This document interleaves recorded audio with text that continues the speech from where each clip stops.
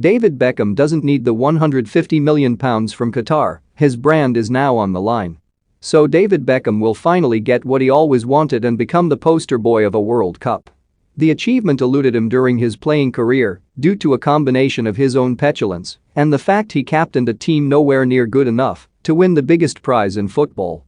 Beckham appeared at 3 World Cups in 1998, 2002 and 2006, but the closest he got to lifting the famous trophy was reaching the quarter-finals.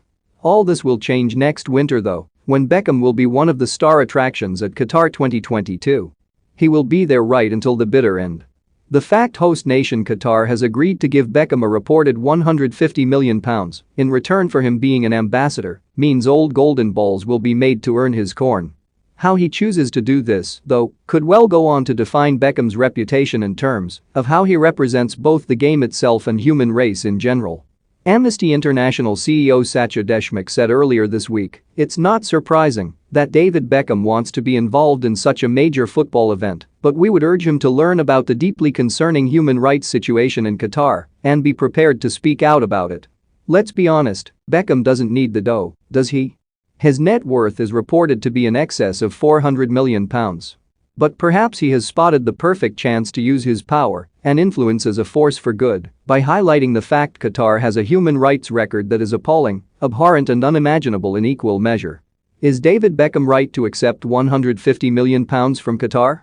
Let us know what you think here. It includes the long-standing mistreatment of migrant workers, including the failure to investigate thousands of deaths, the curbing of free speech and criminalization of same-sex relations.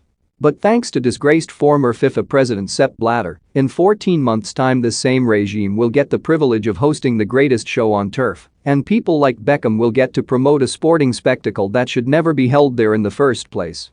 The brand Beckham image is on the line, and he needs to speak up loud and clear, using his profile to keep the focus on the issues surrounding what is happening off the pitch more than what will be happening on it. He has the chance to give the World Cup a fighting chance of leaving a positive legacy moving forward. He has the chance of driving change for the better, because while some progress has been made in terms of new legislation in Qatar, the challenge still ahead is to make sure it is universally adopted. Beckham has visited Qatar several times in recent years and is said to be confident the first World Cup to be held in a predominantly Muslim country will be genuine and sincere. Would it be naive to think Beckham is thinking ahead and has a cunning plan up his sleeve? Perhaps. But we will get to find out, and all we can do is hope that one of our modern footballing icons provides the right bang for his buck and reminds the world how much significant change needs to take place in a place that still has no moral compass. Quinton de Kock is a grown man who is entitled to make his own decisions when it comes to taking the knee.